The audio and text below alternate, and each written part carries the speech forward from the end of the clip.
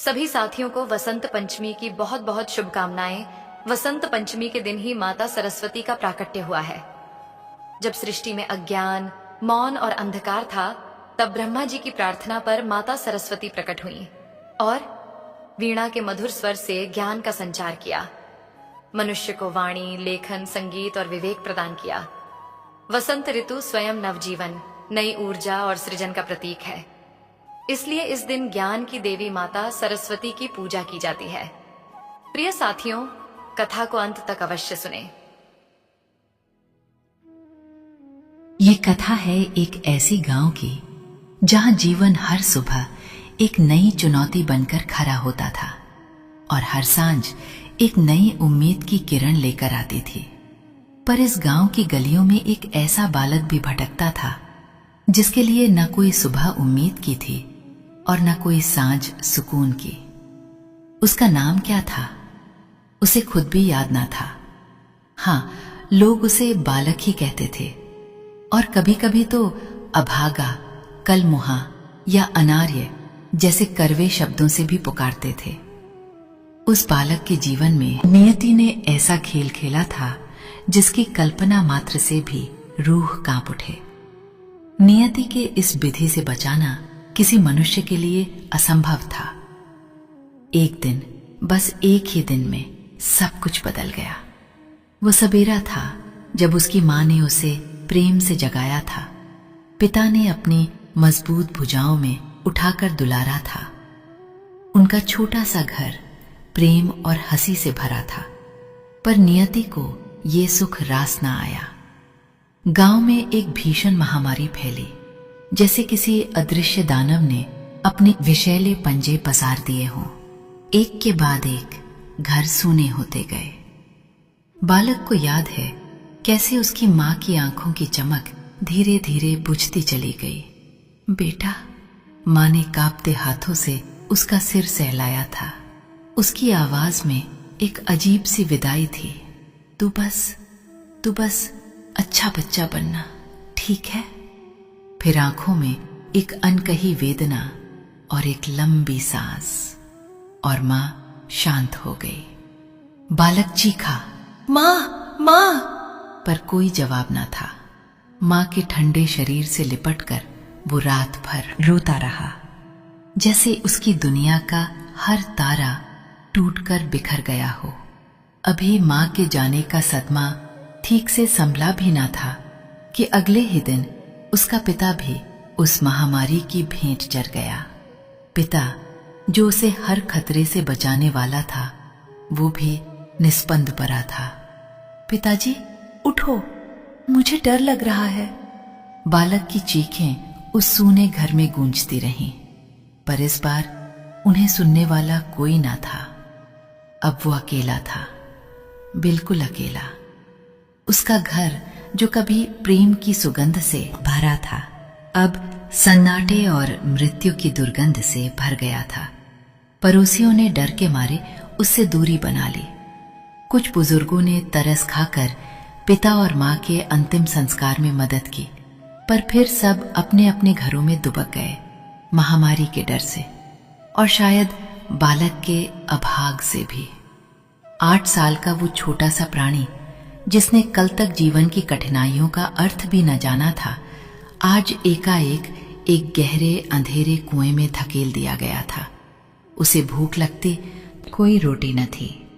प्यास लगती तो कोई पानी न पूछता।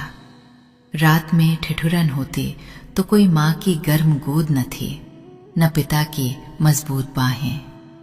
वो गांव की गलियों में भटकता रहता था, कभी इस चौखट पर, कभी उस चौखट पर। कुछ दे दो माई, बहुत भूख लगी है। उसकी पतली आवाज अक्सर हवा में घुल जाती। जवाब में उसे अक्सर डांट ही मिलती। चल हट, कहीं और जाके मर। पहले ही गांव में विपदा आई है, तू और अपनी अभाग्यता फैला रहा है। कोई कहता, अरे हट रे, कहीं तू भी बीमारी लेकर तो नहीं आया। किसी ने तो गुस्से में यहां तक कह दिया, जलकर क्यों नहीं मर जाता, एक और मुंह पालने की हिम्मत अब हम में नहीं। जलकर, ये शब्द उसकी आत्मा पर एक गहरे घाव की तरह बैठ गया। हर बार जब उसे धकेला जाता, हर बार जब उसे अनदेखा किया जाता, उसके कानों में यही शब्द गूंजते, जलकर, जलकर।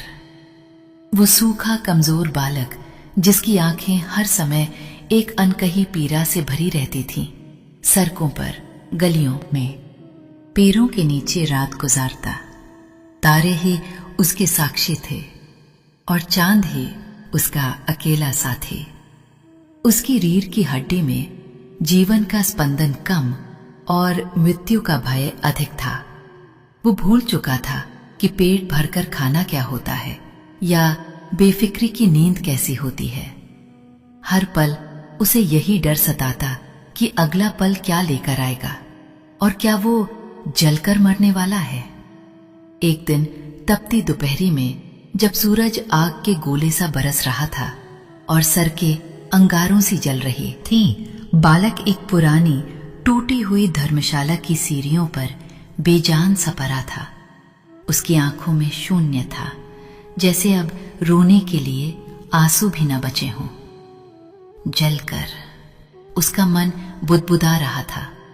शरीर में इतनी भी शक्ति न थी कि वो एक मक्खी भी उड़ा पाए। उसकी सांसें धीमी पड़ रही थीं। तभी उस वीरान मार्ग पर एक धवल वस्त्रधारी ऋषि अपनी कुटिया की ओर लौट रहे थे। उनकी चाल में धीरता थी और मुखमंडल पर एक अलौकिक तेज। उनकी आंखें गहन, ज्ञान और करुणा से भरी थीं। चलते चलते उनकी दिव्य दृष्टि उस क्षीणकाय बालक पर पड़ी। ऋषि का नाम था महर्षि विश्वामित्र, जो अपने ज्ञान और तप के लिए दूर दूर तक प्रसिद्ध थे। महर्षि विश्वामित्र ने बालक को देखा। उसकी फटी हुई कंदरा सी आंखें, सूखे होंठ और धूल मिट्टी से सना निष्प्राण सा शरीर। एक क्षण के लिए ऋषि के कदम ठिठक गए। उनके हृदय में करुणा का सागर उमड़ पड़ा। ये कैसा जीवन है, ये कैसी नियति है जिसने इस कोमल प्राण को इतना कष्ट दिया है। वे उसके पास आए और झुके। बेटा, ऋषि की आवाज में गंगा सी पवित्रता और हिमालय सी शांति थी। क्या हुआ तुम्हें? बालक ने बड़ी मुश्किल से अपनी आंखें खोली। उसकी आंखों में डर था, पर शायद ऋषि की आवाज की कोमलता ने एक क्षण को उसे थाम लिया था। वो कुछ बोल न पाया, बस एक निरीह दृष्टि से ऋषि को देखता रहा। भूख लगी है? ऋषि ने पूछा। बालक ने धीरे से सिर हिलाया। पानी चाहिए? फिर सिर हिलाया। तुम्हारे माता पिता कहाँ हैं पुत्र? इस प्रश्न पर बालक की आंखों से एक बूंद टपकी, एक लंबी ठहरी हुई बूंद जो उसके सूखे गालों पर एक नया रास्ता बनाती हुई नीचे लुढ़की। ऋषि ने सब समझ लिया। उन्होंने देखा कि ये बालक सिर्फ शरीर से नहीं, आत्मा से भी टूटा हुआ है।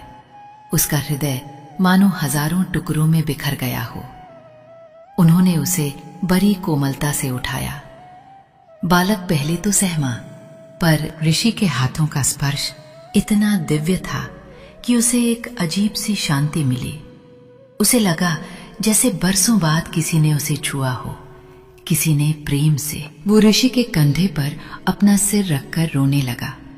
इस बार भय के नहीं, बल्कि एक अनजाने सुकून के आंसू थे। महर्षि विश्वामित्र उसे अपने गुरुकुल ले गए। गुरुकुल, जो गांव से कुछ दूर नदी के किनारे शांत वातावरण में स्थित था। वहां पेड़ों की छाया थी, फूलों की खुशबू थी और वैदिक मंत्रों की गूंज थी। ये बालक के लिए एक बिल्कुल नई दुनिया थी। गुरुकुल में आते ही ऋषि ने बालक को स्नान करवाया, उसे स्वच्छ वस्त्र दिए और अपने हाथों से भोजन कराया। बालक ने इतने प्रेम से भोजन कभी न किया था। एक ही बार में भरपेट खाकर वर्षों बाद उसे गहरी नींद आई। ऋषि ने उसे अद्वैत नाम दिया, अद्वितीय, जो अकेला था पर अब एकाकी नहीं। पर अद्वैत अंदर से टूटा हुआ था। उसका शरीर भले ही ऋषि के संरक्षण में स्वस्थ होने लगा था, पर उसकी आत्मा पर लगे घाव अभी हरे थे। गुरुकुल के अन्य शिष्य उसे देखकर उत्सुक होते, कुछ प्रेम से उसके पास आते, उससे बात करने की कोशिश करते, पर अद्वैत की आंखों में अभी भी एक शून्य तैरता रहता। वो किसी से बात नहीं करता, किसी खेल में शामिल नहीं होता। जब कोई उसके करीब आता तो वो डरकर सिमट जाता। उसके कानों में अब भी वे कर्कश शब्द गूंजते, जलकर मर जा, अभाग। महर्षि विश्वामित्र सब समझते थे। वे जानते थे कि शरीर के घाव दवा से भरते हैं, पर आत्मा के घाव प्रेम और धैर्य से। वे अद्वैत के पास बैठते, उसे कहानियां सुनाते, उसे शांत मंत्रों का पाठ करवाते। अद्वैत चुपचाप सुनता, पर उसकी आंखों में वो पहले जैसी चमक अभी भी नहीं आई थी। दिन बीतते गए, सप्ताह बीतते गए। अद्वैत गुरुकुल के जीवन से थोड़ा परिचित तो हो गया था, पर घुल मिल नहीं पाया था। वो रोज सुबह गुरुजनों के साथ भोर की प्रार्थना में बैठता, संध्याकालीन आरती में भी शामिल होता, पर उसका मन कहीं और ही भटकता रहता। उसे अपनी मां की याद आती, पिता की याद आती। उसे लगता वो यहां है, पर उसका अपना कोई नहीं। वो अनाथ ही है। अनाथ, ये शब्द उसके दिल में एक तीखे कांटे सा चुभता था। ऋषि उसे कभी कभी अपनी गोद में लेते, उसका सिर सहलाते। अद्वैत, वे कहते, तुम अकेले नहीं हो। ये पूरा गुरुकुल, ये प्रकृति, ये परमात्मा, सब तुम्हारे अपने हैं। पर अद्वैत की आंखों में प्रश्न था, अपना? कौन अपना? मेरे तो माता पिता भी चले गए। वो अक्सर नदी किनारे जाकर बैठा जाता और घंटों बहती धारा को देखता रहता। उसे लगता जैसे उसकी जिंदगी भी इसी धारा की तरह बहती जा रही है, बिना किसी किनारे के, बिना किसी दिशा के। एक गहरी उदासी उसे हर पल घेरे रहती। समय ने अपनी चाल चली। पतझड़ के सूखे पत्तों के बाद प्रकृति ने एक नई करवट ली। वसंत ऋतु का आगमन हुआ। पेड़ों पर नई कोपलें फूटने लगीं। फूलों ने अपनी सुगंध बिखेरना शुरू कर दिया। पक्षियों का कलरव गुरुकुल के वातावरण में एक नई ऊर्जा भर रहा था। और फिर आया वसंत पंचमी का पावन पर्व। ये विद्या की देवी, ज्ञान की अधिष्ठात्री मां सरस्वती के पूजन का दिन था। गुरुकुल में विशेष तैयारियां थीं। आश्रम को फूलों और आम के पत्तों से सजाया गया था। शिष्यों के चेहरों पर एक नई चमक थी। सभी उत्साहित थे। सुबह से ही गुरुकुल में चहल पहल थी। ऋषि और अन्य आचार्यगण पूजा की व्यवस्था कर रहे थे। एक सुंदर मंडप सजाया गया था, जहां मां सरस्वती की श्वेत प्रतिमा स्थापित की गई थी। प्रतिमा इतनी जीवंत लग रही थी मानो अभी बोल उठेगी। अद्वैत भी वहां बैठा था अन्य शिष्यों के साथ। उसने देखा कैसे सभी शिष्य एक दूसरे से प्रेम से बात कर रहे थे, अपनी माताओं द्वारा भेजे गए प्रसाद की चर्चा कर रहे थे। मां, ये शब्द उसके हृदय में एक कसक पैदा कर गया। उसकी मां तो अब नहीं थी। पूजा का समय हुआ। महर्षि विश्वामित्र ने वैदिक मंत्रों का उच्चारण शुरू किया। सभी शिष्य हाथ जोड़ कर बैठे थे। धीरे धीरे गुरुकुल का वातावरण मां सरस्वती की स्तुति से गूंज उठा। या कुंदेन्दु तुषार हार धवला, या शुभ्र वस्त्र वृता। सभी शिष्य एक स्वर में मां सरस्वती की वंदना कर रहे थे। अद्वैत चुपचाप आंखें मूंदे बैठा था। मंत्रों की ध्वनि, धूप की सुगंध, दीपकों का प्रकाश, सब मिलकर एक अद्भुत आध्यात्मिक ऊर्जा का निर्माण कर रहे थे। जैसे जैसे वंदना आगे बढ़ रही थी, अद्वैत के भीतर कुछ पिघल रहा था। उसके भीतर की जो अंधेरी गुफा थी जहां भय और निराशा का राज था, वहां आज एक छोटी सी लौ जगमगा उठी थी। या देवी सर्वभूतेषु विद्या रूपेण संस्थिता नमस्तस्ये नमस्तस्ये नमस्तस्ये नमो नमः। ये मंत्र, हे देवी जो सभी प्राणियों में विद्या के रूप में स्थित है, उन्हें हमारा बार बार नमस्कार है। अद्वैत के कानों में अमृत सा घुल रहा था। उसे लगा जैसे कोई अदृश्य शक्ति उसके हृदय को छू रही हो। अचानक एक पल ऐसा आया जब सभी शिष्यों ने एक साथ पूरी भक्ति से गाया, हे मां, वर दे, ज्ञान दे, सद्बुद्धि दे। इस मां शब्द पर अद्वैत के भीतर का बांध टूट गया।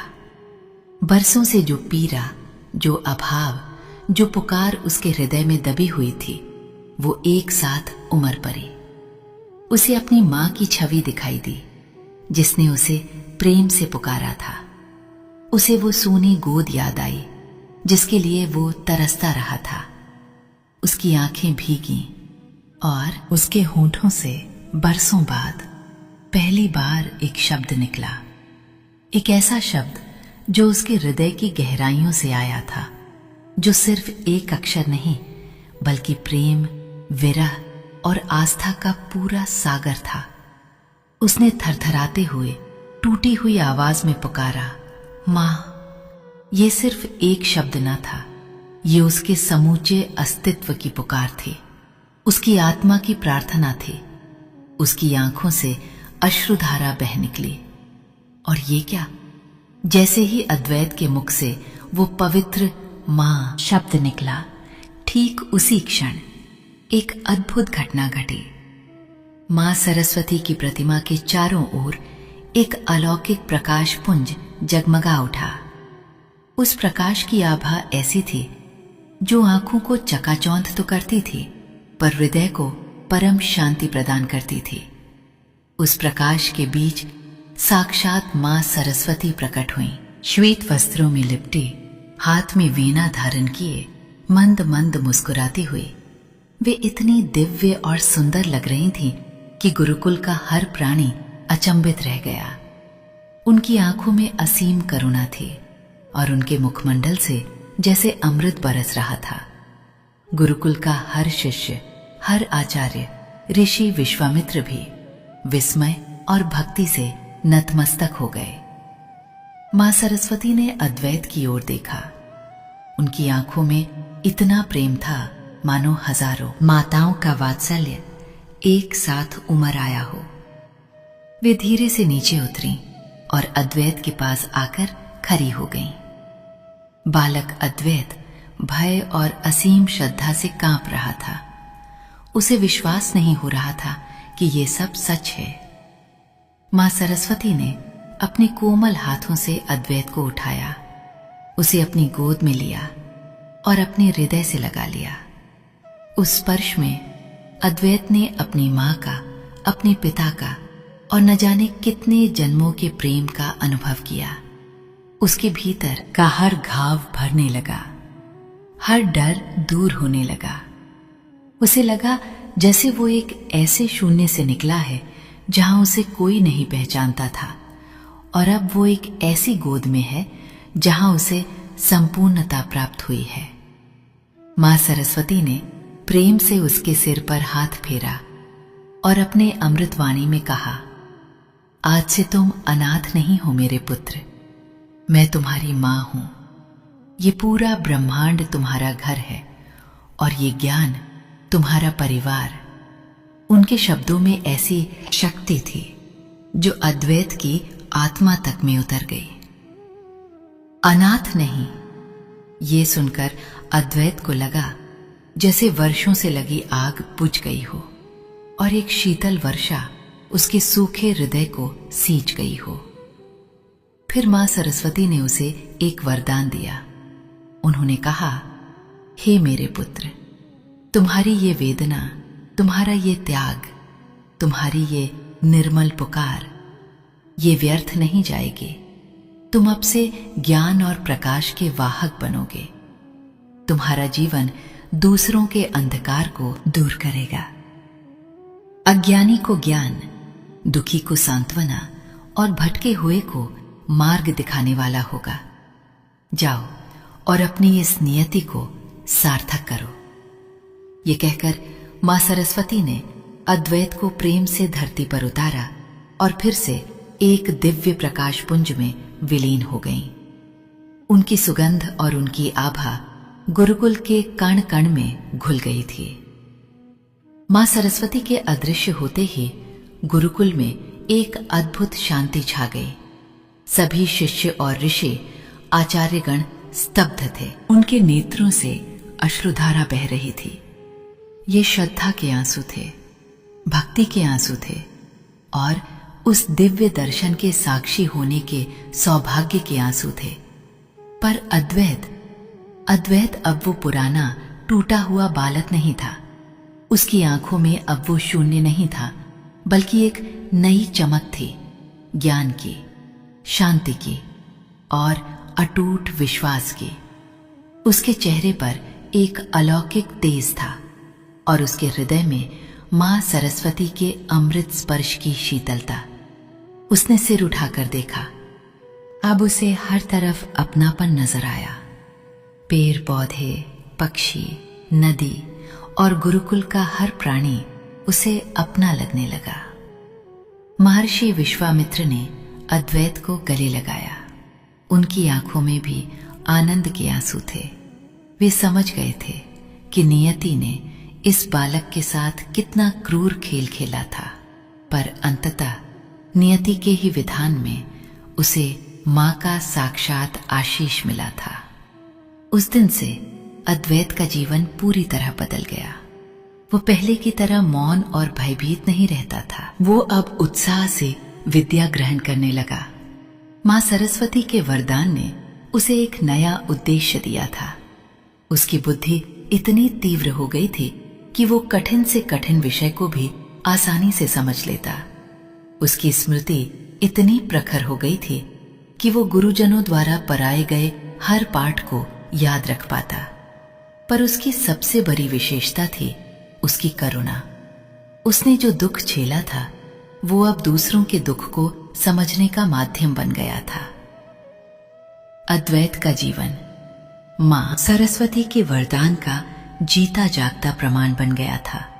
उसने अपना पूरा जीवन ज्ञान के प्रसार और लोक कल्याण में समर्पित कर दिया। वो एक महान आचार्य बना। अद्वैत की कथा, एक अनाथ बालक से प्रकाश स्तंभ बनने की कथा हर शिष्य को प्रेरणा देती थी। वो गुरुकुल अब सिर्फ ज्ञान का केंद्र नहीं, बल्कि आस्था, धैर्य और ईश्वर की असीम कृपा का प्रतीक बन गया था। प्रिय साथियों, इस वीडियो में वसंत पंचमी